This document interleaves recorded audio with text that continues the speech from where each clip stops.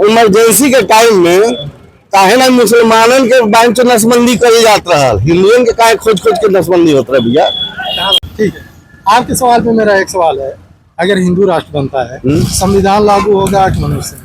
संविधान ही रहेगा। संविधान लागू होगा तो संविधान खुद कहता है कि इस देश में सर्वधर्म संपन्न है, तो सब धर्म रहेगा ना। हम कहाँ करें, फिर हिंदू राष्ट्र की कहाँ बात है? किसी धर्म की बात नहीं कर, लेकिन देखिए मेजोरिटी जिसकी ज्यादा रहती है भैया सरकार वही उसका ही नहीं। RSS क्या था? RSS उस समय नहीं था भैया, RSS शाखा था केवल, RSS इतना बड़ा नहीं था उस समय। उस समय हाँ, उस समय तो इतना पॉपुलेशन भी नहीं था। पहले बात आरोप, बहुत बड़ा आरोप है कि इलेक्शन कमीशन वोटों की चोरी करा रहा है, कितना सही बात है? एकदम झूठ है भैया। राहुल गांधी से पहले ये पूछिए, पहले वो आरोप लगा रहे थे कि ये लोग EVM से चोरी कर रहे हैं। अगर ये EVM से चोरी कर रहे हैं तो लिस्ट चोरी, वोट चोरी करने का मतलब क्या है? पहले वो डिसाइड करें ना। अच्छा, तो ये EVM चोरी कर रहे हैं कि ये वोट चोरी कर रहे हैं? पहले राहुल गांधी से आप ये सवाल पूछिए। अच्छा, तो एक सवाल हमारा भी है, जैसे कि वो कुछ प्रूफ दिखा रहे थे, हम लोगों ने भी देखा, उसमें डोनाल्ड ट्रम्प जो वहाँ के राष्ट्रपति हैं अमेरिका के, उनका भी यहाँ पे वोट लिस्ट में नाम है उनका भी। अच्छा, एक बात बताइए आप, जब तक मोदी से दोस्ती था ट्रम्प का, तब तक राहुल बाबा के लिए मोदी बुरा थे? नहीं। हमारी बात सुन लीजिए पूरी। और जब मोदी से ट्रम्प की नहीं बन रही है तो राहुल बाबा के प्रिय हो गए। और दूसरी चीज, अगर वो अमेरिका के राष्ट्रपति हैं, अगर उनका कहीं नाम है तो दिखाए ना। वो तो सबूत दिखा रहे हैं ना, यहाँ तक कि कहाँ दिखा रहे? चुनाव आयोग उनसे 7 दिन में हल्फनामा मांग रहा है, वो कौन सा हल्फनामा दाखिल किए हैं बताइए ना। अच्छा, तो ये राहुल गांधी अगर हल्फनामा नहीं दाखिल किए हैं तो सपा के भैया खेत में, हमारी बात सुनिए पहले, खेत में है पैंट उठा के 4 गो किसानन के जुटा के, ये तो नए राजनीति होला। पप्पू है, पप्पू रैया, पप्पू मर गई है। वो जो सपना सोचा था ना कि हम प्रधानमंत्री बनो, कभी जीवन में नहीं बन सकते हैं। तो जैसे हमारा ये सवाल है, जो आप हल्फनामे की बात कर रहे हैं, तो सपा प्रमुख ने तो हल्फनामा दिया था। अच्छा, सपा प्रमुख लो, उनके बाप ने सीधा कह दिया कि सबसे बड़ी गलती तो मेरी ये थी कि इसको मुख्यमंत्री बना दिया मैं। वो हल्फनामे के बारे में बात करेंगे? अब्दुल रशीदी क्या नाम है उसका, उनकी बीवी के ऊपर गंदा कमेंट कर रहा है कि पीछे से पूरा जिस्म। अरे भोसड़ी वाले काहे देख रहे थे तुम? मौलाना थे तुम्हारी माँ का चोदो, तुमको तो देखना नहीं चाहिए कि पीछे से बदन दिख रहा है। तो उसको तो भी पिटाई भी हुआ है। पिटाई? अच्छा, पिटाई में इसका है। सुनिए, वो जो है आप जिसको बता रहे हैं अब्दुल रशीद, वो तो बीजेपी का खास आदमी है। अब एक बात बताइए, नहीं आप बताइए, बीजेपी का खास आदमी है कि नहीं? अब्दुल रशीदी बिल्कुल। कैसे कह रहे हैं? उन्होंने प्रचार किया था। हमारी बात सुनिए सर, सुनिए। नहीं, प्रचार नहीं किया था। जब दिल्ली का मतगणना हो गया तो अब्दुल रशीदी ने ये कहा कि मैं खुद भाजपा को वोट दे के आया हूँ। अब बताइए, तो ये बताइए, वोट पढ़ने के बाद कहा है? अगर वो वोट पढ़ने के पहले ये बात कहता तो समझ में आता कि भाई वो बीजेपी का प्रचार कर रहा था, ठीक है ना।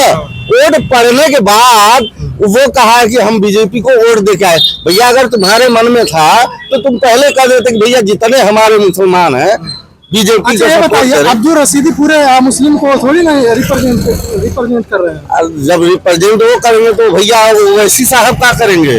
वही तो कह रहे हैं, जैसे कि तो जीवन भर अब्दुल रशीदी पूरा विपक्ष जो है एकदम ठप्पा लगा दिया है कि ये बीजेपी के बी टीम है।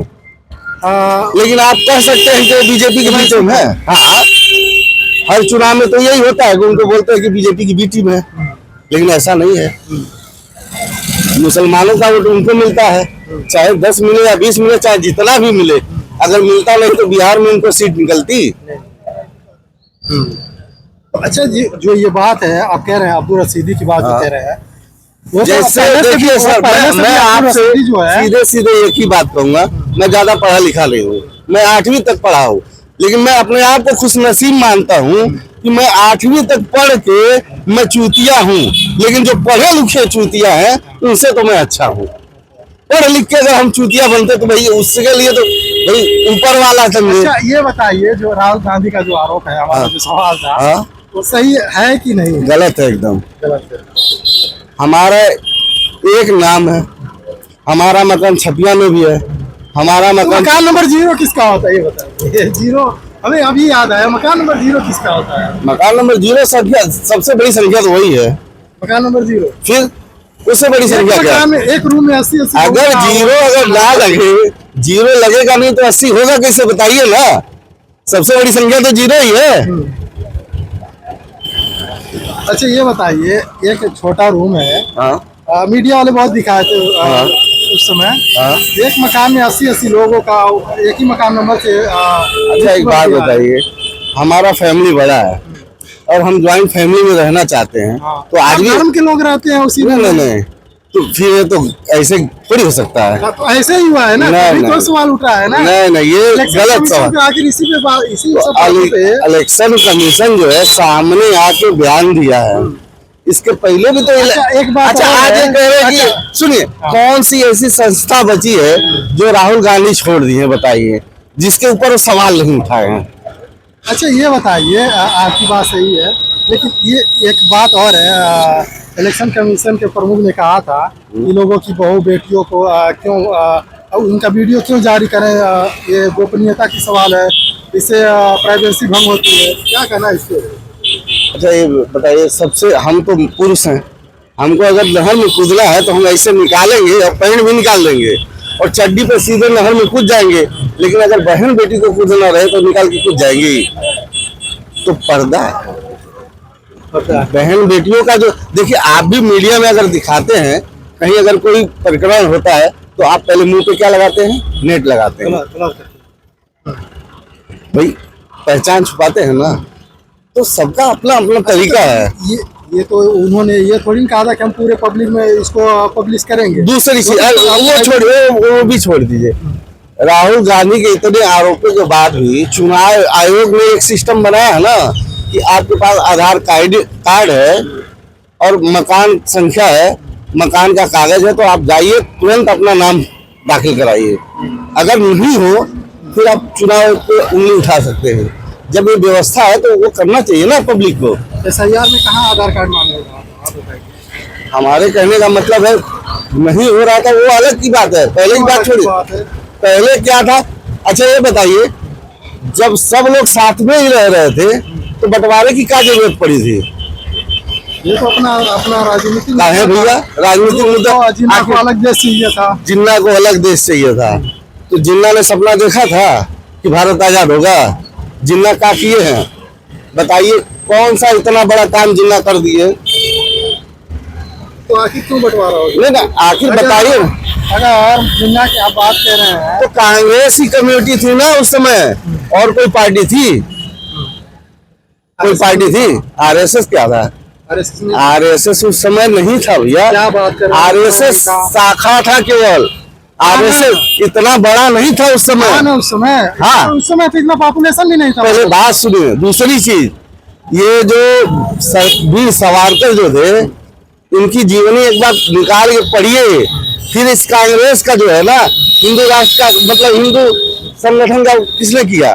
वीर सावरकर जी का देन है। अंबेडकर जी एकदम विरोध में थे कि बंटवारा नहीं होगा।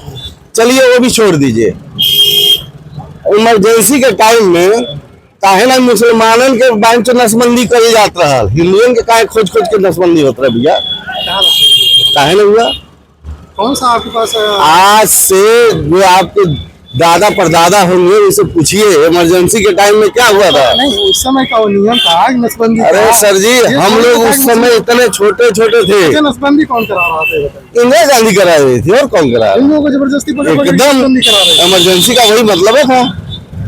इमरजेंसी में हमारे पास उतना जो भोजन था, जो हमारे पास जो सामान थे, उसकी कमी थी। लगभग लाल बहादुर शास्त्री से बढ़ के थी का वो?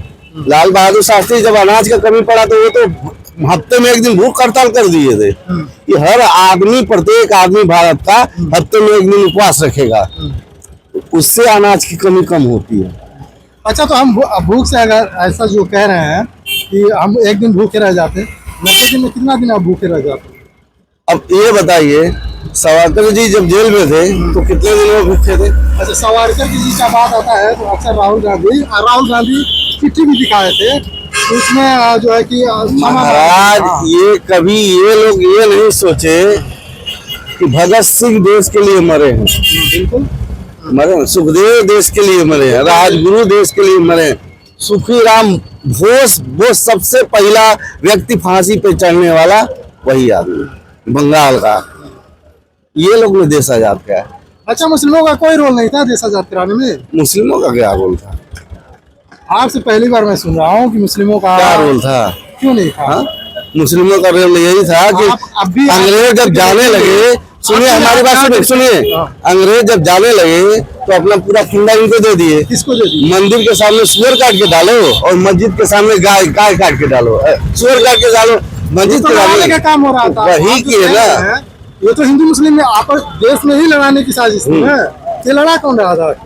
तो ये तो अंग्रेजी लड़ा रहे थे ना, अंग्रेज लड़ा रहे थे ना, और कौन लड़ा रहा था? वही बात है, जब अंग्रेज लड़ा रहे थे, ठीक है, जो ये बात शासन किसका था? उसके बाद शासन किसका था? उसके बाद कांग्रेस का शासन, कांग्रेस का ना। वोट किसको ज्यादा मिला था? वोट तो विपक्ष पार्टी को मिला था।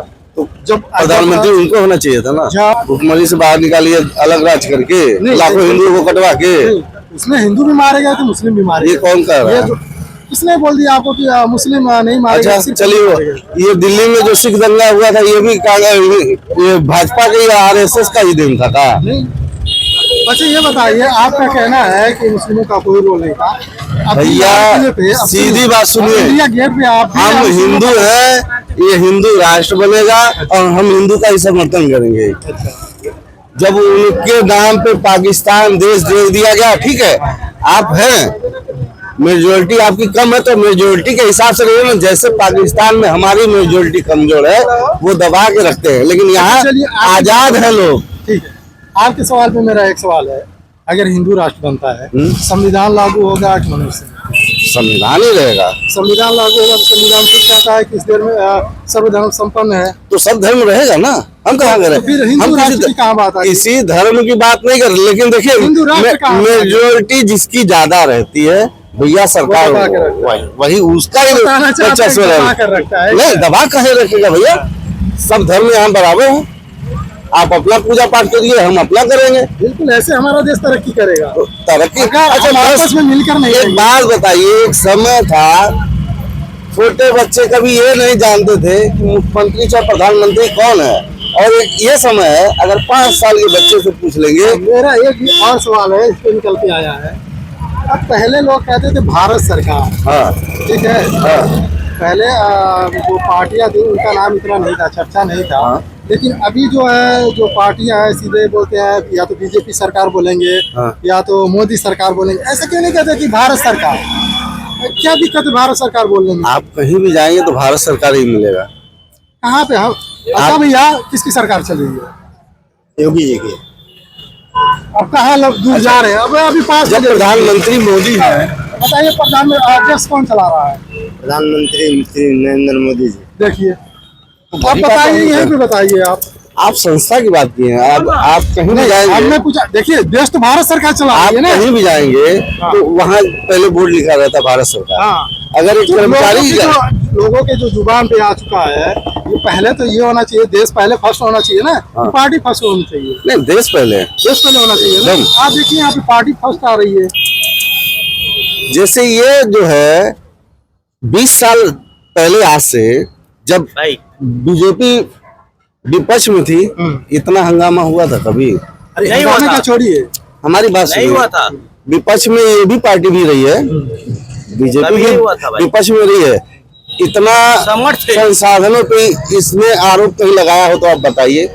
इनको किसी संस्था पे, सुप्रीम कोर्ट, हाई कोर्ट, जितना भी है, कोई भी ऐसा बचा नहीं है जो ये आरोप को पकड़ के जेल में डालेंगे। अच्छा, आप कहेंगे कि नहीं? भैया बोलने का काम ही है, बताइए। आप तो बोलेंगे ही। सरकार तो चाहती है कि घर भेज कराइए, दोषण लगाइए, नया कानून लगाइए। सबको डर लग रहा है। क्या डर लग रहा है? नहीं, वो कानून डर नहीं लग रहा है, बाकी आप लोग जो सोच रहे हैं वो कानून बहुत आगे लेकर चला है। अच्छा ये बताइए, देश पहले है कि पार्टी पहले है? पार्टी पहले आया। पार्टी पहले अच्छा देश पहले है। वो नहीं वो अलग है पहले। क्या अलग वो अलग क्या है? अलग? मीडिया पहले देश आता ना, मीडिया पहले बना है कि पहले देश से बन गया फिर मीडिया बन क्या गया। है पहले? अरे महाराज, हाँ ये वो बात छोड़िए, आप सुनिए अब बोलिए एक बात बताइए, अगर मीडिया पे तो ये लोग सवाल उठाते हैं, गोदी मीडिया, मान लीजिए आप बिके हुए हैं, आप बताइए। आप बिके हुए हैं। बिल्कुल नहीं। हाँ? राहुल गांधी तो कहते हैं सारा मीडिया बिका हुआ है। अगर हम एक तरफा बोलेंगे, देखिए राहुल गांधी खुद कहते हैं मीडिया पूरी बिकी हुई है, आप बिके हुए हैं। इधर आइए, इधर आइए। लोगों का भरोसा एक होता है चुनाव आयोग पे, जो निष्पक्ष वोटिंग कराने के लिए भारत में एक अहम भूमिका निभाती थी। अब कितना भरोसेमंद है ये तो देखने वाली बात है। और ये सबूतें जो राहुल गांधी पेश कर रहे हैं उनके हिसाब से, और जो हमने बात किया है लोगों में, उसके हिसाब से लोगों का जो मत है कुछ न कुछ जो उनके प्रति, इलेक्शन कमीशन के प्रति जो भरोसा था वो कुछ न कुछ कम हुआ है। फिलहाल के लिए बने रहिए हमारे साथ में। मेरा नाम है सलीम अंसारी और आप देख रहे हैं सलाम इंडिया वन। चैनल को लाइक करिए, शेयर करिए, सब्सक्राइब करिए और अपना कीमती सुझाव जो है आप क्या सोचते हैं इसके बारे में ज़रूर बताइए। शुक्रिया।